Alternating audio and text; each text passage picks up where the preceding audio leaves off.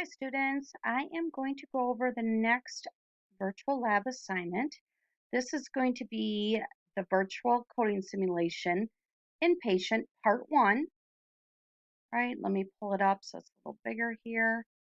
Okay, so with this one here, um, remember we're going to go to the Learning Center, current classes, you're going to have the VLab. With this, you are going to do 8 inpatient charts.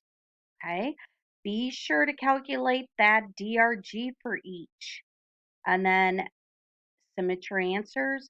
I need the case number, not the patient's name. Okay, so let's go ahead. I have that. Let's go ahead and look at this. So I'm going to go right into the VLab.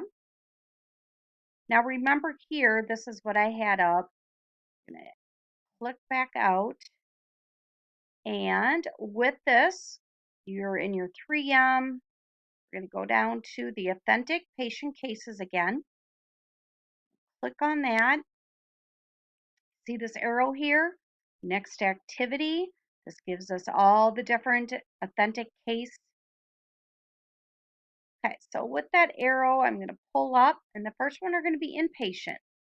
You can pick any 8 that you want, but make sure you put a number on the case because it's really hard to review when you're doing patient name. Okay, so once you get that coded out with your ICD-10-CM diagnosis code, PCS code for procedure, and then I do need that MSDRG. So let's go back to that.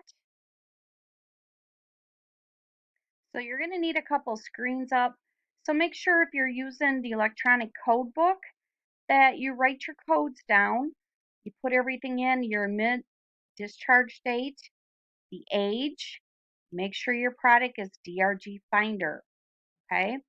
A couple of different things that I want you to remember is that when you put in the admit diagnosis, okay, remember you have an admit diagnosis and a principal diagnosis.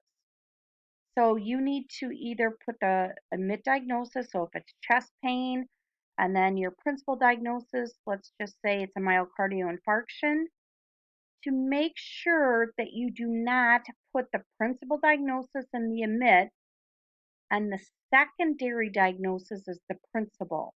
So make sure you know where you are at in the screen. So here, just for example, home care, and let's say that I put in myocardial infarction, I hit continue, and then I put hypertension in for the principal. This is going to throw off your MSDRG. Okay, so remember that. You can put the principal in twice, that's not a problem.